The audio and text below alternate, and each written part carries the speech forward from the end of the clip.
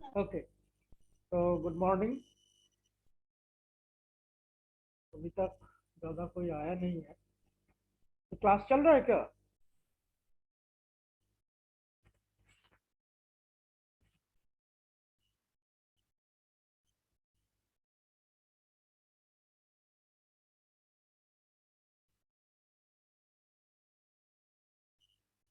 कोई दूसरा क्लास चल रहा है क्या अभी? अनुराग सर का था। कंप्लीट हो गया ना?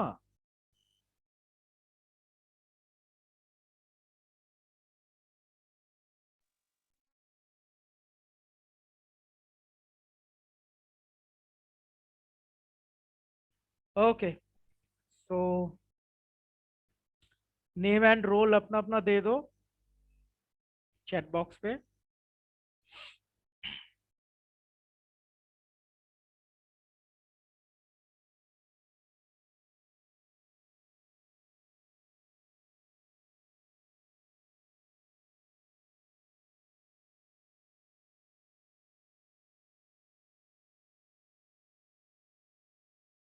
सो आज हम लोग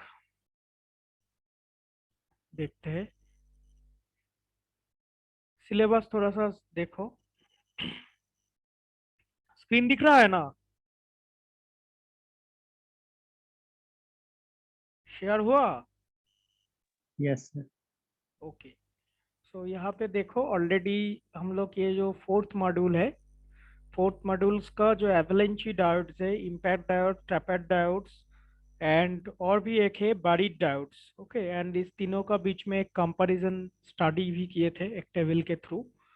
तो आज हम लोग ये माइक्रोवेव बाइपोलर ट्रांजिस्टर, ये सेक्शन में थोड़ा सा डिस्कस करेंगे। ठीक है, माइक्रोवेव बाइपोलर ट्रांजिस्टर, देन उसके बाद hetero junction bipolar transistor, then उसके बाद ये field effect transistor, JFET, MOSFET, MESFET, इस सब के बारे में थोड़ा थोड़ा करके डिस्कस करेंगे। तो इसमें जो है microwave bipolar transistor is much, हम लोग का जो much similar with normal BJT हम लोग जानते हैं, उसी से ही मिलता जुलता रहेगा, सिर्फ इसमें कुछ डेरिवेशन हम लोग का एक देखेंगे आज। तो हम जैसा जैसा मतलब बोलेंगे ना, उस स्टेप्स को फॉलो करोगे। अदरवाइज मतलब तुम लोग कोई भी बुक्स या बुक से स्टडी करना चाहते हो, दैट्स गुड, कोई प्रॉब्लम नहीं है। बट स्टिल हमको लगता है थोड़ा सा टफ पड़ सकता है स्टूडेंट्स के लिए, क्योंकि बुक्स में बहुत ज़्यादा मतलब डेराइवेशन और स्ट्रक्चरल व्यू पॉइंट से, स्ट्रक्चर व्यू पॉइंट से मतलब बहुत डिटेल्स में कुछ कुछ जगह में दिया हुआ है।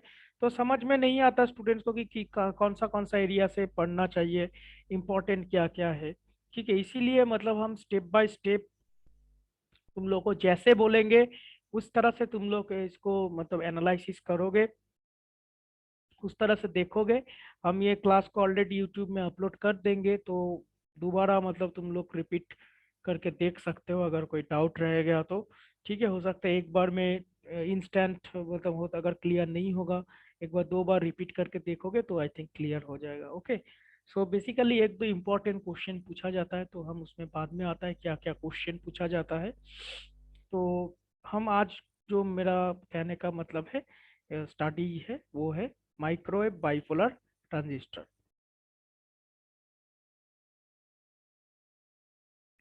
सो ये जो माइक्रोवेव बाइपोलर ट्रांजिस्टर है, ठीक है, तो ये basically based on microwave solid state device. Microwave solid state device that you know very well. ठीक है, हम लोग का सेमीकंडक्टर मटेरियल के ऊपर बेस करके ये माइक्रोवेव बाइपोलर ट्रांजिस्टर हम लोग का बनेगा, राइट? तो तुम लोग जैसा जानते हो ऑलरेडी कि सेमीकंडक्टर मटेरियल में क्या होता है। सेमीकंडक्टर मटेरियल में ऑलरेडी देखो यहाँ पे लिखा हुआ है कि it is related with in terms of some conductivity, right? Metal का जो कंडक्टिविटी रहता है, that is denoted with sigma here, that is much much higher conductivity के केस में। एंड इंसुलेटर के केस में क्या होता है, इंसुलेटर के केस में कंडक्टिविटी जो रहता है वो sigma equals to zero, that means there is no current conduction. That means majority carriers उसमें कुछ होता नहीं है। एंड सॉलिड स्टेट डिवाइस में दो तरह का चार्ज कैरियर रहता है, एक इलेक्ट्रॉन एंड एक होल। हम इसीलिए ये बोल रहे हो कि it is based on solid state device, no gaseous no liquid. Okay, so ये सॉलिड स्टेट डिवाइस के ऊपर ही ये माइक्रोवेव बाइपोलर ट्रांजिस्टर को हम लोग डिवाइस डिवीजन करेंगे, मतलब डिफाइन करेंगे। तो इसमें एक भी और चीज हम लोग को ध्यान में रखना जरूरी है कि ये सॉलिड स्टेट डिवाइस मतलब क्या होता है। समटाइम्स आई थिंक तुम लोग ये सेमीकंडक्टर डिवाइस तुम लोग का था, हमको याद नहीं आ रहा है। तो सेमीकंडक्टर डिवाइस पहले होता था वीवीयू ओल्ड सिलेबस में। तुम लोग स्टडी किए हो सेमीकंडक्टर डिवाइसेस सब्जेक्ट?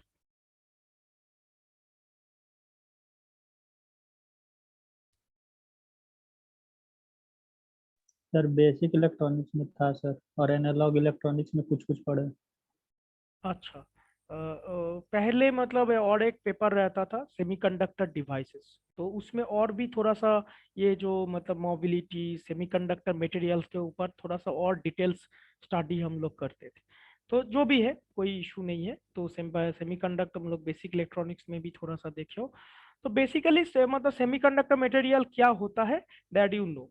ठीक है ना, हम लोग इसको Fermi level, energy energy band gap, then एक करंट कंडक्टिविटी, ये सब रेस्पेक्टिव में एक इंसुलेटर एंड एक मेटल के रेस्पेक्टिव में इसको डिस्कस करते हैं सॉलिड स्टेट डिवाइसेस को। राइट, सो ये हो गया, मतलब इसके ऊपर हम लोग का ये बाइपोलर ट्रांजिस्टर बनेगा। एंड हम लोग इसका भी एक क्लासिफिकेशन देखेंगे कि कैसे हम लोग इसको कैटेगराइज किए हैं, एक चार्ट। ओके, सो सो ऑलरेडी हम फिर से एक बार बोलेंगे कि ये जो मटेरियल्स हम लिए हैं, ये हम यूट्यूब ओपन सोर्स से ही लिए हैं। ओके, सो इसका जो मेन क्रेडिट है वो इसका ओनर का ही है, मेन ओनर का। हम एजुकेशनल पर्पस के लिए इसका यूज कर रहे हैं। सो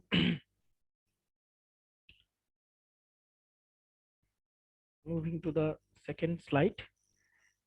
सो यहाँ पे देखो, दिस इज द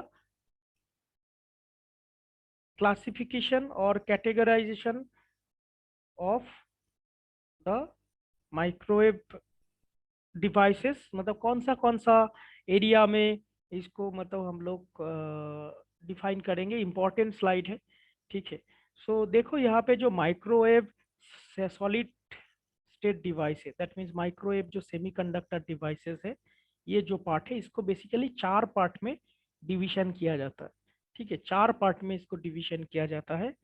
सो एक एक करके कि microwave transistor, field effect transistor, transferred electron devices and avalanche transit time devices.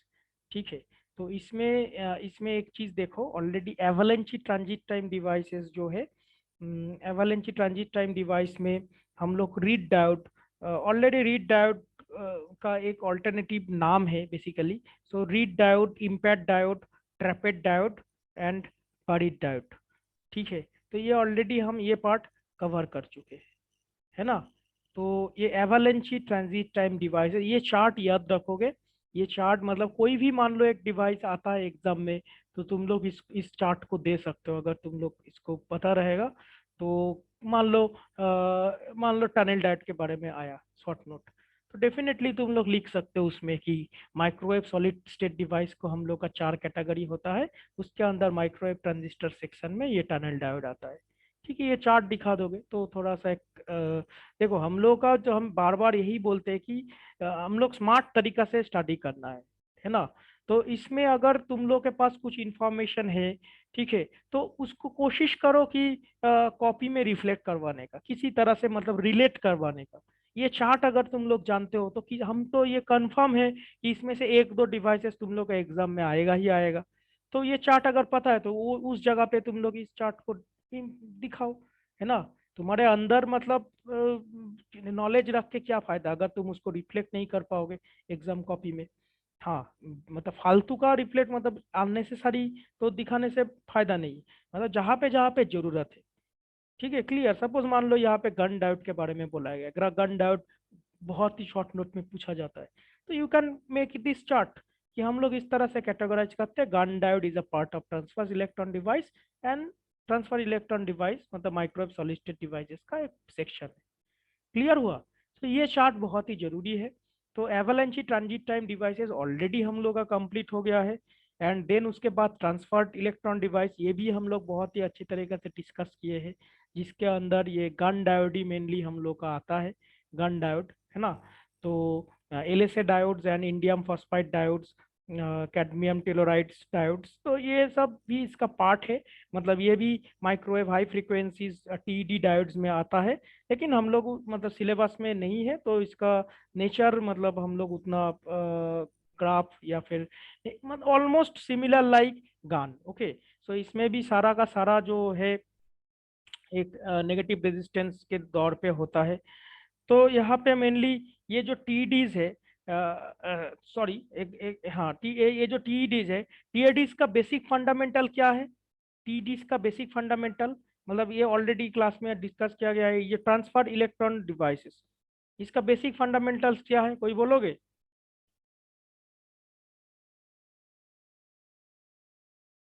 Transfer electron devices का जो बेसिक फंडामेंटल है वो है कि transfer of electrons from lower energy level to higher energy one, higher energy level, right.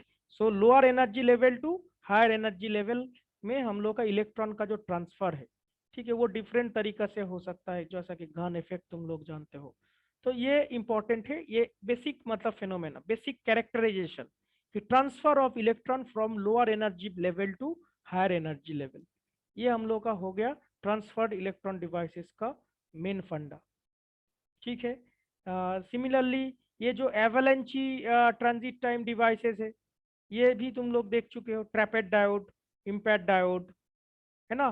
ट्रैपेड diode, IMPATT diode का कैसे काम करता है, एवलांची फेनोमेनन इसमें होता है। दैट मीन्स रिवर्स बायस के केस में इसका ऑपरेशन रहेगा, रिवर्स बायस के केस में, रिवर्स बायस में एक सर्टेन पॉइंट के बाद इसमें एवलांची ब्रेकडाउन होगा। तो इसका जो मेनली सारा का सारा जो प्रोसेस मेन बेस्ड है, वो बेस्ड ऑन एवलांची ब्रेकडाउन, एवलांची मल्टीप्लिकेशन तुम लोग को हुआ है स्टडी। तो एवलांची ब्रेकडाउन, तो ये एवलांची वर्ड से ही तुम लोग को पता चल जाता है। ये सब जो read diode, IMPATT diode, TRAPATT diode, BARITT diode, ये सब जो है, this is basically nothing but the avalanche transit time devices. That means its working principle must be in reverse dart, reverse region, and इसका breakdown एक होगा avalanche breakdown, okay। and transit transfer electron devices, that means TEDs का जो fundamental है, transfer of electrons from lower energy level to higher energy level, okay, clear हुआ। तो अभी आज हम लोग का जो मेन टॉपिक है डिस्कस करने का, वो है microwave transistor, microwave power transistor भी समटाइम्स बोला जाता है, ओके। सो इसमें माइक्रोवेव BJT लिखा हुआ है, microwave bipolar transistor. Then HBT, HBT का फुल फॉर्म क्या होगा? हेटेरो जंक्शन बाइपोलर ट्रांजिस्टर, ये भी हम लोग का सिलेबस में है ना। सिलेबस में माइक्रोवेव बाइपोलर ट्रांजिस्टर है, HBT है। Tunnel diode we already we have covered it, okay. This comes under the microwave transistor, okay. Sometimes हम लोग इसको ट्रांसफर इलेक्ट्रॉन डिवाइस में भी बोलते थे, लेकिन this is the more correct one. So यहाँ पे तुम लोग टनल डायोड को जो है ना माइक्रोवेव ट्रांजिस्टर के अंदर ही इसमें बोलोगे, ओके, टनल डायोड। सो ये हो गया मेरा माइक्रोवेव ट्रांजिस्टर का section. And field effect transistor के अंदर क्या क्या होता है, इसमें सारा हम लोग का सिलेबस में नहीं है, कुछ कुछ है। तो इसमें जेफेट है, जंक्शन फील्ड इफेक्ट ट्रांजिस्टर। मेसफेट है, मेसफेट का फुल फॉर्म क्या है? मेसफेट का फुल फॉर्म आई थिंक तुम लोग देखे हो, जानते हो, metal oxide, MESFET, sorry MOSFET का हो जाता है metal oxide semiconductor field effect transistor.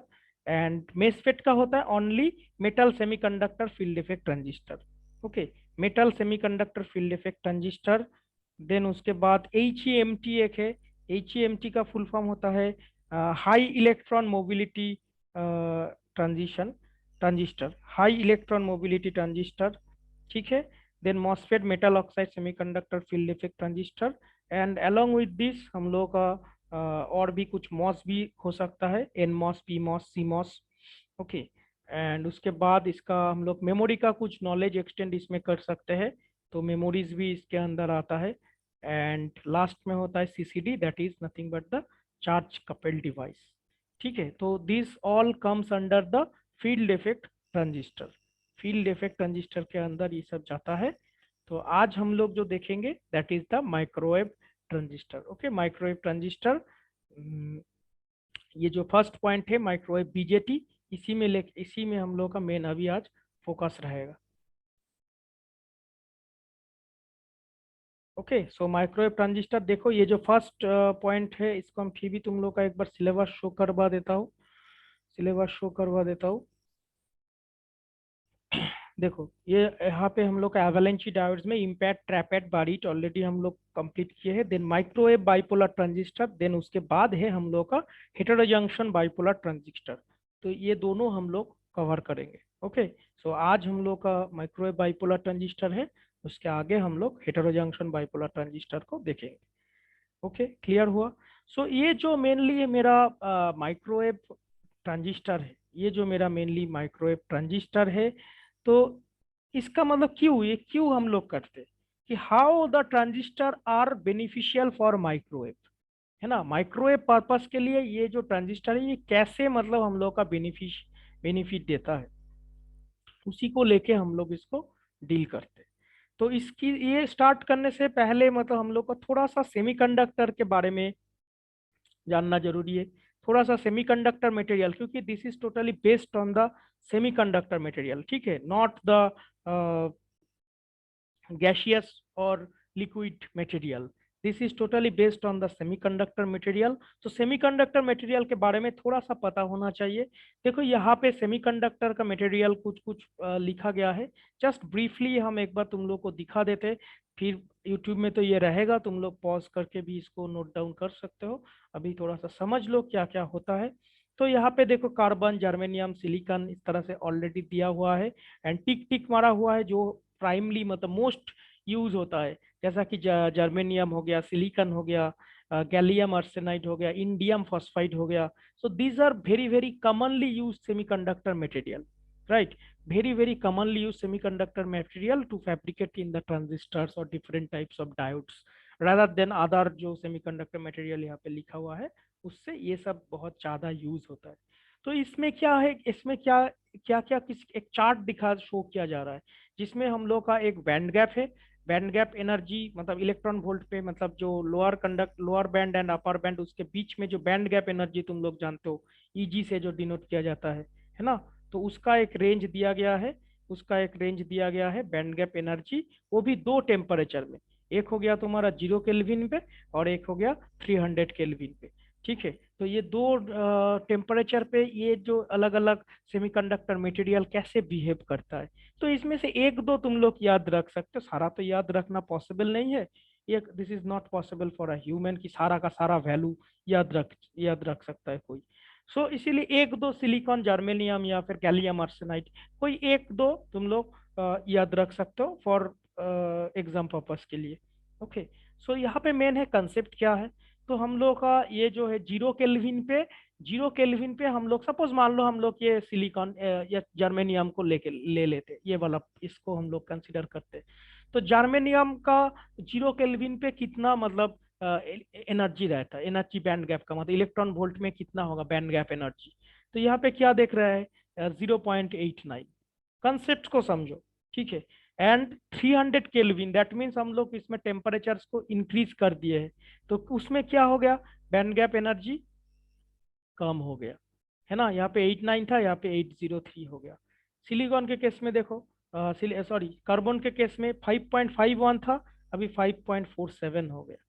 तो दैट मीन्स एक चीज सिमिलरली देखोगे, कोई भी उठा के देख लो, मतलब जब टेम्परेचर हम लोग इंक्रीज कर दे रहे हैं दैट उस टाइम में हम लोग का एनर्जी जो एनर्जी बैंड गैप है वो कम हो रहा जा रहा है, ठीक है। This is very very true, क्योंकि तुम लोग को पता है कि एक लोअर बैंड से हायर बैंड और बीच में अगर एक इलेक्ट्रॉन, ये जो है band gap energy electron volt पे मेजर किया जा रहा है, दैट मीन्स मान लो एक एज्यूम कर लेते हैं कि सिलिकॉन के केस में सबसे पहले यहाँ पे कुछ इलेक्ट्रॉन्स है, यहाँ पे कुछ इलेक्ट्रॉन्स है, बैंड गैप इलेक्ट्रॉन वोल्ट यहाँ पे दिया हुआ है तुम लोग का 0 केल्विन पे, कितना दिया हुआ है सिलिकॉन के केस में 1.16, 1.16, ओके, 1.16 दिया हुआ है इलेक्ट्रॉन वोल्ट। तो एक इलेक्ट्रॉन को नीचे ये कंडक्शन बैंड से ऊपर कंडक्शन बैंड में जाने के लिए, ठीक है, 1.16 इलेक्ट्रॉन वोल्ट इसको चाहिए किसी तरह से। चाहे तुम इसको हीट दे के जनरेट कर सकते हो, या फिर बाहर से कोई एक्सटर्नल पावर सप्लाई अप्लाई करके कर सकते हो। तो ये 1.16 इलेक्ट्रॉन वोल्ट चाहिए ये लोअर बैंड से अपर बैंड में इलेक्ट्रॉन्स को ट्रांसफर होने में, राइट।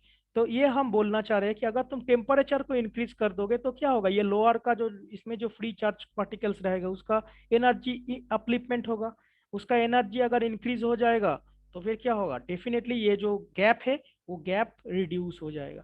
पहले अगर इतना था, अभी मान के चलो कम हो जाएगा। वही दिखाया जा रहा है कि हम लोग अगर टेम्परेचर को इंक्रीज करते हैं, ये 0 से लेकर 300 डिग्री टेम्परेचर को अगर इंक्रीज करते हैं, तो हम लोगों का जो बैंड गैप एनर्जी है वो बैंड गैप एनर्जी कम हो जाएगा। क्लियर हुआ? That means it is inversely proportional to temperature. Band gap, मेरा band gap energy is inversely proportional to मेरा increase with the increase of temperature. Temperature को जितना बढ़ाओगे तो उसी के साथ साथ मेरा बैंड गैप एनर्जी वोल्ट कम हो जाएगा। क्लियर हुआ?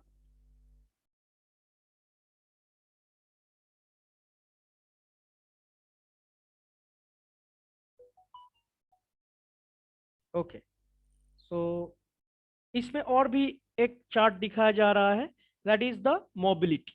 मोबिलिटी एट 300 केल्विन पे, 300 डिग्री केल्विन पे हम लोग मोबिलिटी, मोबिलिटी तुम लोग जानते हो ऑलरेडी, है ना, कि कितना फ्रीली एक मीडियम के थ्रू, मतलब एक मटेरियल के थ्रू उसका mobility, that mean charge particle कितना इजीली मूव कर सकता है ना, मोबिलिटी। तो मोबिलिटी एक दिखाया गया है, सपोज मान लो जर्मेनियम के केस में, दिस सेकेंड वन के केस में मोबिलिटी होता है 900 सेंटीमीटर स्क्वायर पर वोल्ट सेकेंड। यहाँ पे यूनिट दिया हुआ है ऑलरेडी। ओके, सो हर एक केस में यूनिट नहीं लिखा है, इधर ऊपर में दिया हुआ है। तो मोबिलिटी एट 300 केल्विन, मतलब 300 केल्विन ये वाला जो टेम्परेचर है, ये टेम्परेचर में हम लोग का कितना मोबिलिटी रहेगा। ठीक है, होल्स का मोबिलिटी हो जाएगा 1900 centimetre square by pi volt second. And जो इलेक्ट्रॉन्स है, इलेक्ट्रॉन्स का मोबिलिटी रहेगा 3900। ठीक है, तो मैक्सिमम केसेस में हम लोग क्या देखते हैं, एक पर्टिकुलर टेम्परेचर पे 300 केल्विन पे, या फिर कोई भी मान लो एक पर्टिकुलर टेम्परेचर पे नेचुरली जो होता है इलेक्ट्रॉन्स का मोबिलिटी होल्स के रिस्पेक्टिव में ज्यादा रहता है। ठीक है, ये सब के केस में देखो, ये जो INAS, INSB, इसमें होल्स का मोबिलिटी एक पर्टिकुलर टेम्परेचर पे 300 केल्विन पे होल्स का मोबिलिटी है ओनली 750, लेकिन यहाँ पे इलेक्ट्रॉन्स का मोबिलिटी देखो 78,000। सो कितना टाइम्स मतलब हम लोग का ज्यादा रहता है। ठीक है ना। तो this this is for your fundamental concept. Okay, data हम लोग को याद नहीं रखना है। ठीक है, तो ये मतलब जस्ट एक कंसेप्ट है सेमीकंडक्टर मटेरियल, क्योंकि हम लोग ट्रांजिस्टर स्टडी करने जा रहे हैं। इसके बाद हेटेरो जंक्शन स्टडी करेंगे, field effect transistor, field effect JFET study करेंगे, मॉसफेट स्टडी करेंगे। तो इसीलिए ये सेमीकंडक्टर कर का कंसेप्ट थोड़ा सा होना जरूरी है कि मोबिलिटी, किस एक पर्टिकुलर टेम्परेचर पे कोई भी एक मटेरियल का मोबिलिटी कैसा रहता है।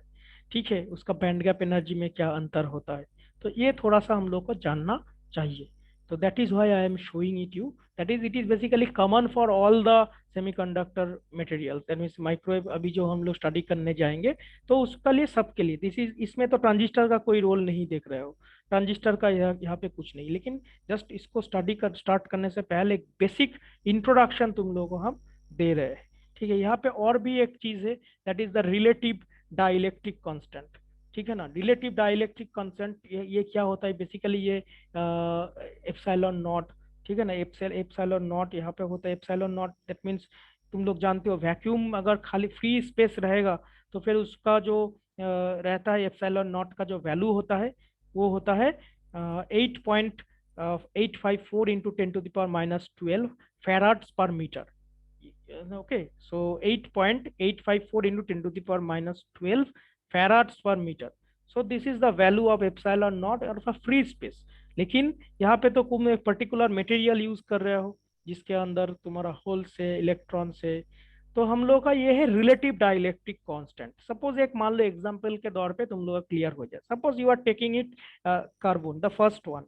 ओके, सो इसका यहाँ पे क्या दिया हुआ है, रिलेटिव डाइलेक्ट्रिक कांस्टेंट क्या दिया हुआ है 5.5। दैट मीन्स यहाँ पे 5.5 means you have to multiply it with this epsilon not. Okay, clear हुआ। दैट मीन्स तुम्हारा जो वैल्यू हो जाएगा डाइलेक्ट्रिक कांस्टेंट का, जो वैल्यू हो जाएगा वो क्या हो जाएगा 5.5 इंटू एप्सिलॉन नॉट का वैल्यू, जो तुम लोग जानते हो, जो हम ऑलरेडी बोल रहे हैं कि 8.854 इंटू 10⁻⁻12 फेराड्स पर मीटर। सो ये इसके साथ मल्टीप्लीकेशन हो जाएगा, तो that will be your total dielectric constant for this carbon material. Right, clear हुआ। तो इसी तरह से हर एक मटेरियल का जो दिया हुआ है अलग अलग अलग अलग रिलेटिव डाइलेक्ट्रिक कांस्टेंट, तो you have to multiply with it with this epsilon not, तभी जाके तुम्हारा फाइनल रिलेटिव डाइलेक्ट्रिक कांस्टेंट मिलेगा। Okay, clear.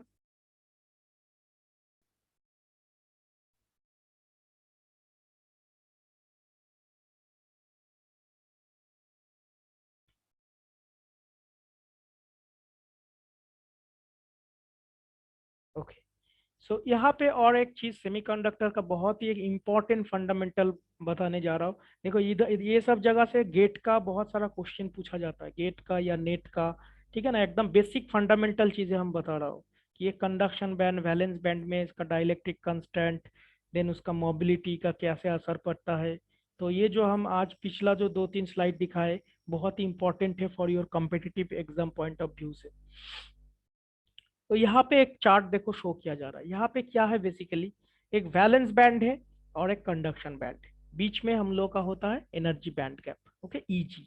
तो यहाँ पे मेनली ये जो मतलब एक्चुअली जो minima minima of the conduction band, that means lower level है ना, ये लोअर लेवल है। कंडक्शन बैंड का भी तो एक विड्थ रहेगा, मतलब इसका भी एक डायमेंशन रहता है, लेकिन एकदम लोअर पोर्शन, दैट मीन्स ये लोअर विड्थ हम बोल सकते हैं, लोअर मार्जिन। तो लोअर मार्जिन को हम लोग इसी से नॉमिनेट करते हैं, ठीक है। एंड ये जो वैलेंस बैंड है, वैलेंस बैंड का जो अपर लेवल है उसको हम लोग ईवी से डिनोट करते हैं, that you know already. And ये ईसी एंड ईवी का बीच में जो डिस्टेंस होता है वो ईजी से हम लोग इसका बैंड गैप को डिनोट करते हैं, ठीक है ना। तो ये 0 kelvin, 0 degree kelvin and 300 degree kelvin तक यहाँ पे दो टेम्परेचर्स को किया जा रहा है। तो इसमें मेनली क्या हो रहा है कि एनर्जी का मूवमेंट दिखाया जा रहा है कि एनर्जी फ्लो कैसे होगा, ठीक है।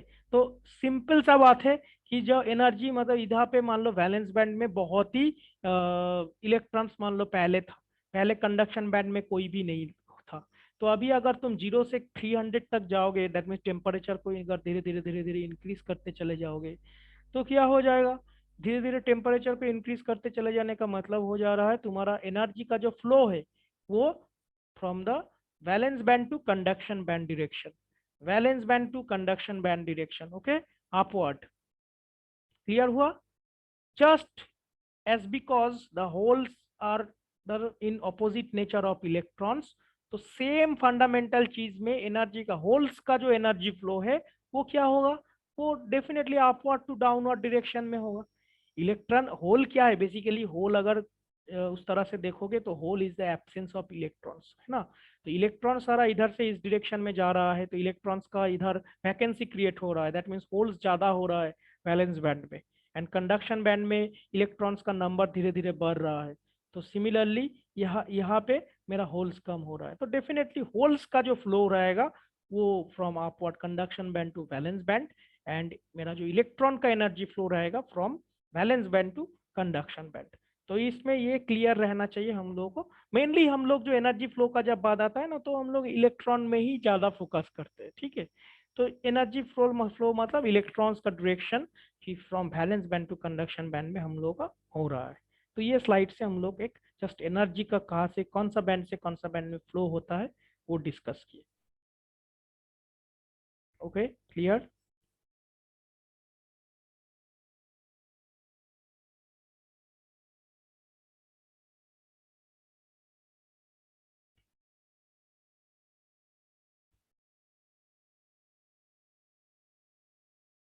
Okay, so now we are coming to the topic of our today's, that uh, microwave transistor और माइक्रोवेव पावर ट्रांजिस्टर। ओके, सो ट्रांजिस्टर का एप्लीकेशंस यहाँ पे कुछ लिखा हुआ है एंड एडवांटेजेस कुछ लिखा हुआ है। First one, some applications are this is operated on L band transmitters for telemetry systems and phased array radar systems.